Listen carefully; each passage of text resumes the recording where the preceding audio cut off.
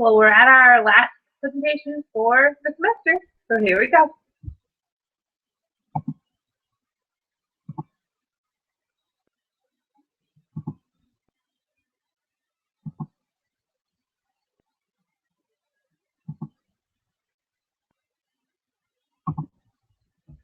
Today we're looking at gender and resiliency, identifying strategies to increase resiliency in military-connected adolescents.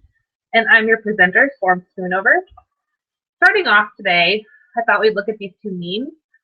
The first one is, instead of traveling, we've decided to try to live everywhere for a few years at a time. And second, military brat. Unless you lived it, you just won't get it. Resiliency. It's important, especially for the military family. Introduce the topic today.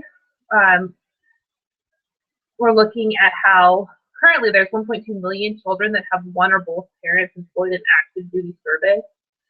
Of this population, on average, students move 6 to 9 times from kindergarten to graduation. This population of children are at an increased risk of emotional and behavioral problems and high-risk activities, and in engaging in high-risk activities. And resiliency helps with the adapting to unique stresses of military life.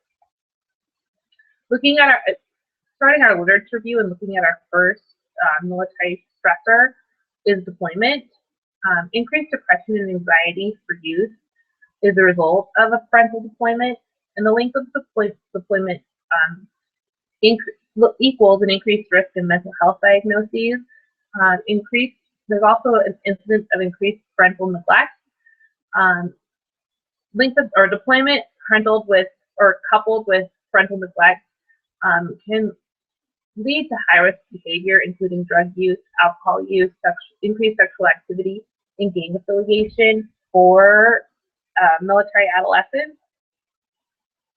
There's also an increase in relationship conflict between parents and also between parents and child.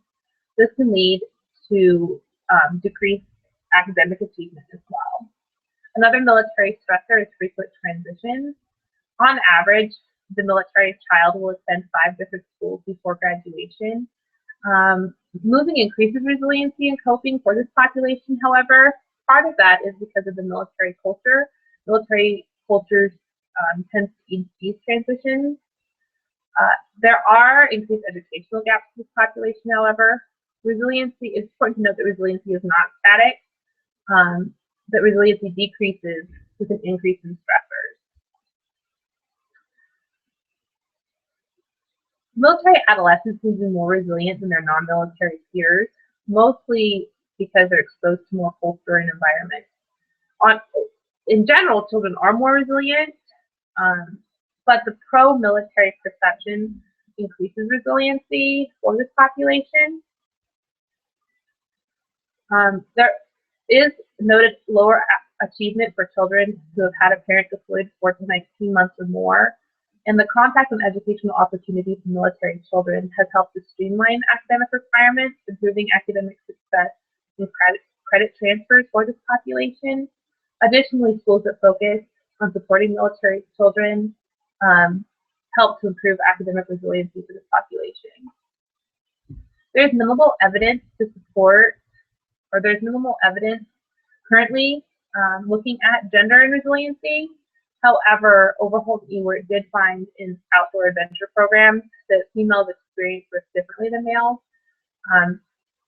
and that showing emotion and increased communication improves male resiliency.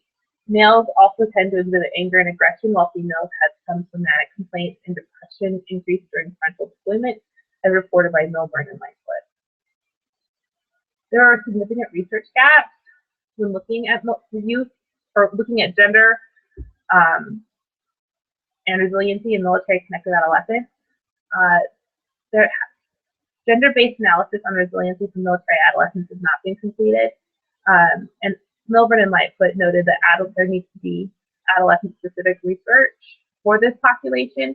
There has been research done on younger military-connected children, but not on adolescents. Williams and Bryan found that home factors and school factors